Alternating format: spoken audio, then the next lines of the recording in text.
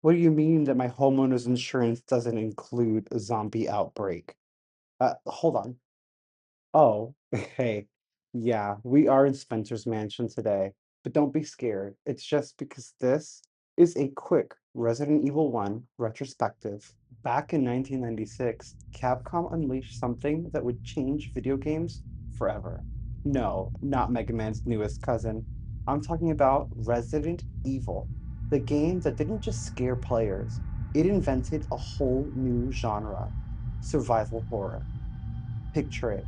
You're a kid in the 90s, you've got a shiny new PlayStation, and instead of fun colors and happy platformers, Capcom throws you into a dark, creepy mansion filled with zombies, puzzles, and dogs that literally smash through windows just to ruin your day. This wasn't just a game. This was a rite of passage. Resident Evil didn't come out of nowhere. It was directed by Shinji Mikami and inspired heavily by Capcom's earlier horror experiment, a game called Sweet Home. That one never made it out of Japan, like a lot of incredible games, but it planted the seed. By the mid 90s, Capcom was ready to terrify the world. And so in March 1996, Resident Evil was born. And it came at the perfect time. The PlayStation 1 was brand new. 3D graphics were mind blowing, and players were hungry for something fresh. Instead of running and gunning like Doom, Resident Evil slowed you down, made you count every bullet, and it trapped you in a mansion that felt alive. You weren't the hero charging in, you were the survivor, just trying to make it out alive. And yes, I'm talking about the Spencer Mansion, the one that we're in now. At first glance, it looks like some rich guy's estate, but in reality, it's the world's most elaborate and horrifying escape room, designed by someone who clearly hated interior decorators. I mean, who keeps an armor key locked behind a death trap puzzle? The mansion was more than a backdrop. It was a character. The fixed camera angles made you feel like someone was always watching. Tank controls forced you to commit to every move, every hallway, every corner. That sense of tension wasn't accidental. It was baked into design. You'd slowly open a door, wait for that long black loading screen, and never know what was on the other side. A zombie, a pack of dogs, or worse, nothing at all, which somehow made it scarier. It's not just the mansion and the creepy ambiance. There's also those iconic moments. The moments burned into gaming history. The very first zombie encounter, you walk into a dining room, find a body on the ground, and then the cutscene. That cutscene, that slow head turn.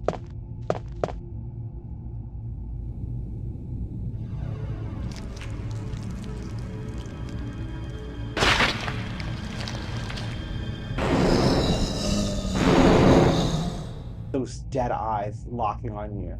That sound.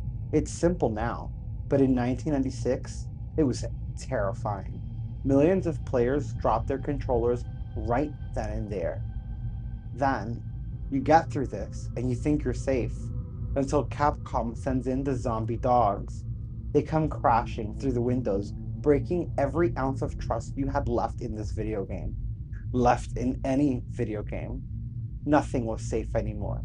Not the mansion, not the windows, not your sanity. And of course, we can't forget the infamous lines, like the Jill Sandwich line. Barry Burton saves Jill from being squashed in a ceiling trap and delivers the most awkward piece of dialogue ever recorded. Oh, Barry! That was too close. You were almost a Jill sandwich. You're right. Barry, thanks for saving my life.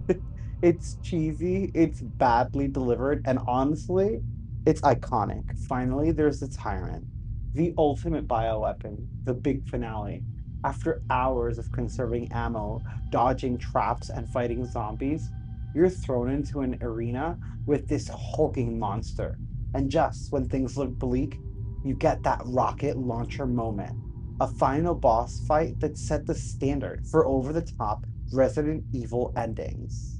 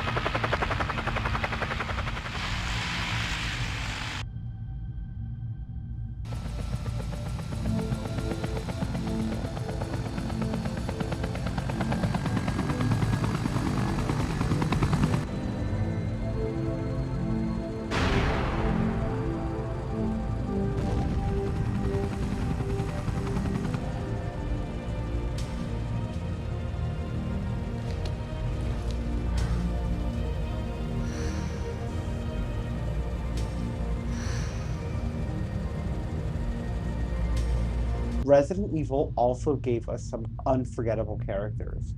Jill Valentine, smart, resourceful, rocking the lockpick skills. Come on, girl. Chris Redfield, tougher, but somehow can't carry anything because his inventory is the size of a lunchbox. And then there's Barry Burton, the dad joke king of all of survival horror. But what people remember the most, it was the voice acting. It was bad, like really, really bad, but in the best way possible. Every awkward pause, every weird line delivery, it gave the game this strange B movie charm. Resident Evil wasn't just scary, it was campy. And that balance is part of why it's still a beloved game today. I don't know what happened. Barry! Where's Barry?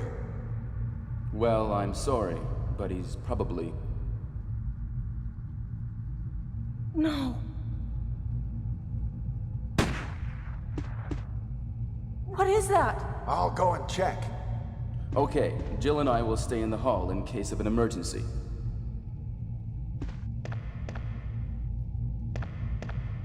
Chris? Take care.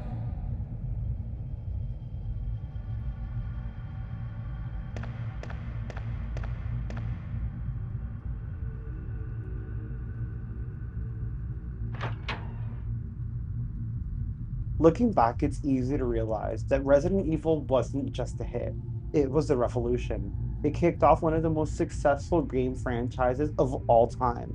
Without it, there is no Resident Evil 2, no Nemesis, no Leon Kennedy showing up with his perfect 90s haircut.